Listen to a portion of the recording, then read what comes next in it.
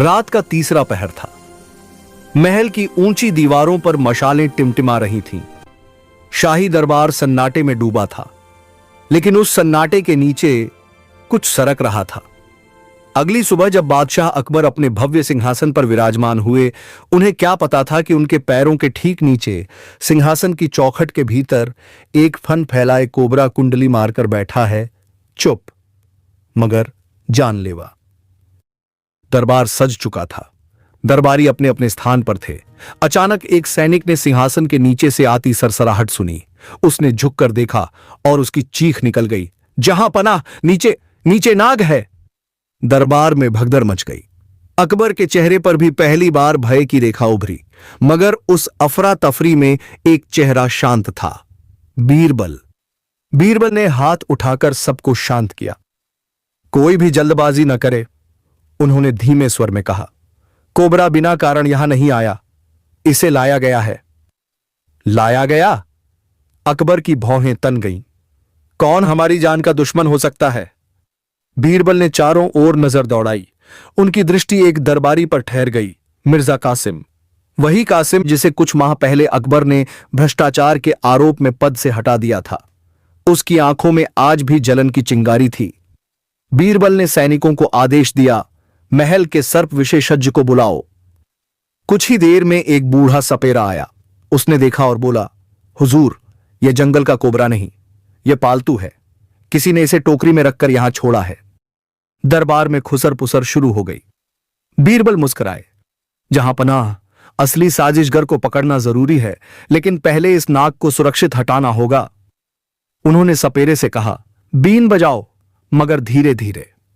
Been की मधुर धुन महल में गूंजने लगी। कोबरा ने फन उठाया। उसकी आंखें बीन की लय में झूमने लगीं। बीरबल ने संकेत किया और सपेरे ने कुशलता से उसे टोकरी में कैद कर लिया। अकबर ने राहत की सांस ली, मगर रहस्य बाकी था। बीरबल ने दरबारियों से कहा, जिसने यह षड्यंत्र रचा है, उसके हाथों पर आज भी सांप की गंध होगी। कोबरा को लाने के लिए टोकरी और तेल का प्रयोग हुआ है।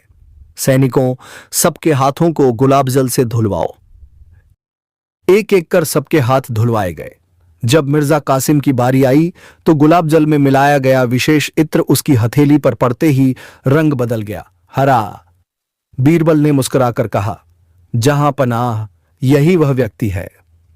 इस इत्र में नागफनी का अर्क है, जो सर्प तेल के संपर्क में आकर हरा हो जाता है। कासिम कांप उठा। मुझे माफ कर दीजिए, मैंने बदला लेने की ठानी थी। मुझे लगा आपको डराकर अपमान का बदला ले लूंगा। अकबर का चेहरा क्रोध से लाल हो उठा, पर बीरबल ने विनम्रता से कहा, जहां पनाह, भय से नहीं, न्याय से राज चलता है। अकबर ने कासिम को कारावास का आदेश दिया, मगर बीरबल की बुद्धिमत्ता पर वे अभिभूत थे। बीरबल, अकबर सिंहासन से उठ खड़े हुए। तुमने न केवल हमारी जान बचाई, बल्कि सच्चाई भी उजागर की। बताओ, क्या इनाम चाहोगे? बीरबल ने झुककर कहा, जहां पनाह, आपकी सलामती ही सबसे बड़ा इनाम है। अकबर मुस्कुराए। फिर भी हमारी ओर से तुम्हें सोने की 100 अशर्फियां, एक रेशमी शाही वस्त्र और आगरा में एक बाग की जागीर दी जाती है। दरबार वाह वाह से गूंज उठा। उस दिन के बाद अकबर और बीरबल का संबंध और भी गहरा हो गया, और इस तरह सिंहासन के नीचे छिपा कोबरा केवल एक साजिश नहीं था, वह विश्वास की परीक्षा थी, जिसे बीरबल ने अपनी चतुराई और साहस से जीत लिया।